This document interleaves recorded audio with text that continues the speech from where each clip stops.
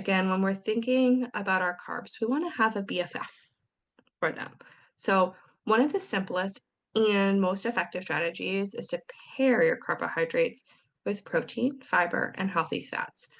Welcome to the Vibrantly You podcast. We're your hosts, Megan Martineau. Caitlin Cipriano. In this podcast, we talk about fitness and nutrition on your motherhood journey. Whether you're trying to conceive, pregnant, postpartum, or beyond, you're welcome here.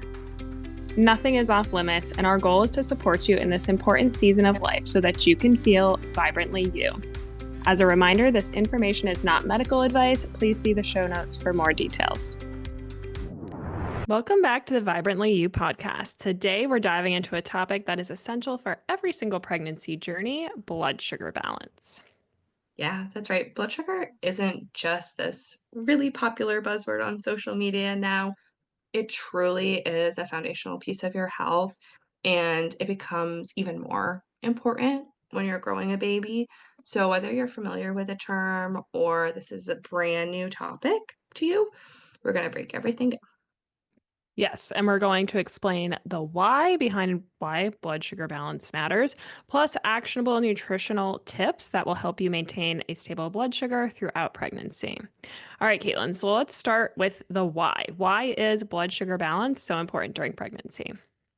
Really great question. So, one of the biggest reasons that we care about it during pregnancy is to reduce the risk of gestational diabetes, which we have a whole episode on as well. But it's not just about avoiding medical complications. It's also about really helping mom feel better too during her pregnancy. So, to start off with, I want to explain what happens in a regular scenario, pregnancy aside here, when your food gets broken down. So, when you eat something, let's just say that in this example, it's primarily carbohydrates. So, you're eating a bowl of pasta. Your body is going to shuttle out the insulin from your pancreas to try to prevent this spike in blood sugar, which is what happens when we eat primarily carbohydrates. During pregnancy, your body gets even more obsessed with regulating this process and it's super tuned in. So it's really important to be mindful about the combination of foods that you're eating so that you can keep your blood sugar levels more balanced. Because if we are just predominantly eating a carbohydrate in our meal, we have our blood sugar levels spike up and rise without much blunting it. And then a lot of times the pancreas likes to overcompensate a little bit here. So then you get this drastic drop. And then you're in this like blood sugar roller coaster situation all day long. So it can feel really not good on top of everything else. Yeah, and that's really helpful. And I think a lot of people don't really have an understanding of how your nutrition and how you pair your foods impacts your blood sugar, and the fact that your blood sugar balance or imbalance is really going to affect how you feel on a not only a day-to-day basis, but even like an hour by hour basis. Yeah, absolutely. If your blood sugar is not stable, it can leave you feeling really fatigued, moody, nauseous, which is common, to feel during pregnancy, but we can help you feel better, than just having to deal with these sort of typical pregnancy symptoms. So, Yeah, and I know in one of our earlier episodes, I think it was episode 2, where we were talking about nausea and aversions in that first trimester, you also talked about how balancing your blood sugar can help with the pregnancy nausea too. Because, yeah, keeping your blood sugar balance is not just about avoiding complications like gestational diabetes, but it does also help you just feel better in your pregnancy for you and supporting baby's development. yeah, exactly. It's really a win-win for both the mom and baby. And it's not to say that you're not going to be nauseous or vomiting or dealing with some of these things, but it really can help and make a difference. Yeah, absolutely. So let's get into the practical side of things. So, could you share some key principles for balancing blood sugar with nutrition? Yeah, absolutely. So we actually talk about this a lot. It's probably going to be a theme in this podcast. But again, when we're thinking about our carbs, we want to have a BFF for them. So, one of the simplest and most effective strategies is to pair your carbohydrates with protein, fiber, and healthy fats. So, really nice, balanced meals and snacks. Carbs are going to provide that quick energy, which we absolutely want. It's still our body's primary source. So, carbs are not bad. We want them, but we just want them to have friends with them so that we are blunting this sharp spike in blood sugar. Again, it's still going to rise, but it's not going to be as sharp, which is what we want to prevent. So, the protein, fiber, and fat are going to help to slow that digestion and keep our blood sugars a bit more stable. I love that kind of mental reminder there of carbs having BFFs. It's like your voice is in my head whenever I'm eating. I'm like, Caitlin says my carbs need BFFs. But can you give an example of what that might look like? Of course. So, let's just say you're having an apple. Pair it with some nut butter. Or if you're craving something like crackers because you're nauseous, see if you could add like a slice of cheese or some hummus, something for that balance. Again, this is not only going to help with that blood sugar, but hopefully this keeps you satisfied, feeling fuller for a little bit longer. Hopefully, reduce some of that nausea and vomiting, and you're gonna get a little more nutrient density in that meal as well. Yeah, and I think it's great to think about just adding something. So it's not so much about removing carbs or removing sugar, but adding to it so that it is just more stabilizing for you. So, what about fiber? How does that play into blood sugar balance? Yeah, good question. This is an important one and really helpful during pregnancy as well. It's really important because it slows down the absorption of the sugar into your bloodstream. So, foods like our veggies, legumes, whole grains are going to be great sources of fiber. They not only stabilize the blood sugar, but much like protein, they help you feel fuller for longer. It really helps with that satiety at your meal. Yeah, that makes a lot of sense. And what about meal timings? This is also something that gets a lot of attention. Does it matter when you eat? Definitely.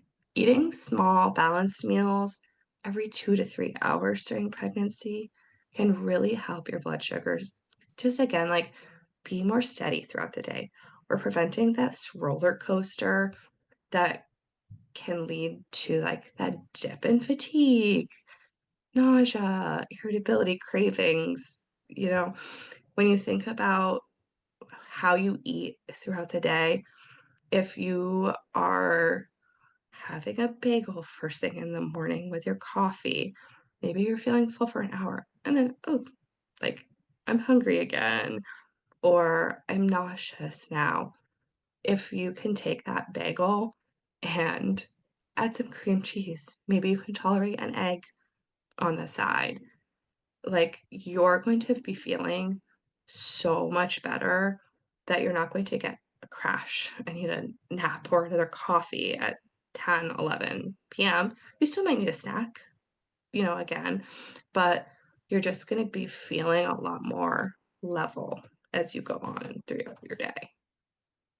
Yeah, and again, I love this tip of just adding something because, especially in pregnancy, we love carbs. It's Absolutely. what we crave. And so, telling a pregnant person to stop eating carbs is so unrealistic. So, I love this idea of just you can have your carbs, but let's add something to it. Are there any other foundational pieces that we should keep in mind? Yeah, so outside this pairing that we want to think about, hydration is another big one that's important in pregnancy. Staying well hydrated just makes it easier for your body to regulate blood sugar.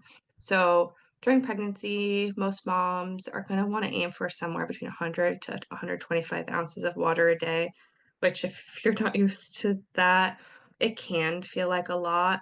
So don't feel like you just have to have water, but you can incorporate things like tea and adding electrolytes to your drinks just to make it feel a little bit more doable. And again, like with any of this nutritional guidance, we're not aiming for perfection here, Mhm. but being trying to be as consistent and intentional with it as you can. So, really, to recap, we're trying to prioritize protein as much as we can, including those fats, fiber, making sure we're having our carbs have their BFFs, and just eating consistently, not going, hours and hours without eating anything, and also staying hydrated. Yeah, exactly. And again, these like small, consistent habits, they add up. They can make a big difference in how you feel throughout pregnancy. It's really, again, like you said, adding to things and just trying to be a little more strategic with your meals. So, if you're listening to this in preparation for pregnancy, focusing on blood sugar balance ahead of time can make a really big difference. So, trying to practice some of these things even before you get pregnant so that they're already a habit it would be huge in your trying to conceive efforts. Yeah, absolutely. I feel like the sooner you can start thinking about these things and implementing them, the easier it's going to be when you maybe feel crappy. So, let's give our listeners some tangible examples. What are your go to meals or snacks for balanced blood sugar during pregnancy? So, again, if you can tolerate it, like an omelet loaded with veggies is really great.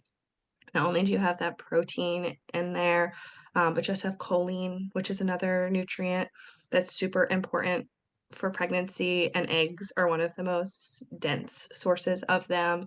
Uh, a piece of whole grain toast with it, an avocado, like you are hitting on all of those things that we've talked about. Or if you need something a little quicker, you've got to get out the door, get a toddler grabbing at your leg. Smoothies can be another really good one. Riced cauliflower is, I know, like a little bit strange, but adds a really nice texture to your smoothie. You add some almond milk, protein powder, berries, and you don't even taste it. You just have this like perfectly creamy smooth smoothie. Yeah, which is great for pregnancy, especially if you're having like aversions or texture things going on. So, and yeah, like for snacks, I feel like I love just being able to grab some nuts and like some chocolate because I don't love nuts on their own. But again, like thinking about the pairing aspect or even grabbing some veggies and adding some hummus or something like that. Yeah, those are perfect. Again, if you're craving chocolate, just see if you can pair it together with something. You'll end up feeling more satisfied. And then if we think about lunch or dinner, this could be, anything that you're tolerating and that you like. But if we think about our plate, let's get like a quarter of that having a protein source, half that has some non-starchy vegetables, and then that other half can be like your carbohydrate or starchy veggie, like a sweet potato, something like that. And then add some flavor, like add olive oil, avocado for those healthy fats, and any other, seasonings that you like that are going to make that dinner or lunch enjoyable. Like we want your food to not only satisfy you from that blood sugar level perspective, but also on a mental level too. Like it should be enjoyable still to eat, especially when you're pregnant. So include foods that you do like and enjoy. That's super Yeah, important. Um, absolutely. yeah, and don't forget about a snack before bed. This can be really helpful to keep blood sugar levels more stable overnight. So a small snack with some protein and carbs. So you can just pair those two things together. Easiest thing is like Greek yogurt and some berries. Super easy. Sprinkle some chocolate chips on it, make it feel like a little treat. but snack before bed, really helpful. Yeah, I love doing some Greek yogurt before bed with berries, maybe some granola, like you said, some chocolate, and then it feels like a fun little treat. Yeah. There's some really great research on that during pregnancy, and also, this is, like, a side note, but the, like, peri and menopausal, but that, casein, which is the protein that is in Greek yogurt, is really helpful for that blood sugar levels, keeping them stable, and can prevent those, like, disruptions while you're sleeping. Oh, So, wow. not just, like, saying this stuff, there really is some good evidence-based research that backs it up as well. Yeah, that's amazing. Well, we are going to wrap up this episode. I feel like we have a lot of really great nuggets. This was really value packed, and hopefully you learned a little more about balancing your blood sugar in pregnancy and that it's not about removing things or not being able to eat things you like. It's really about being intentional, adding more to your diet, and remembering that you don't have to be perfect with this. The small, consistent choices with your food can really make a huge difference in how you feel. So, thank you so much for tuning in today. And if you found this episode helpful, please share it with a friend. If you want some tangible tips and blood sugar balancing recipes, be sure to check out Caitlin's prenatal nutrition guide.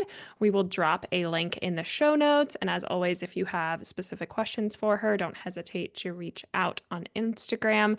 Her handle is Wholesome Huntress Nutrition. And we will be back for the next episode.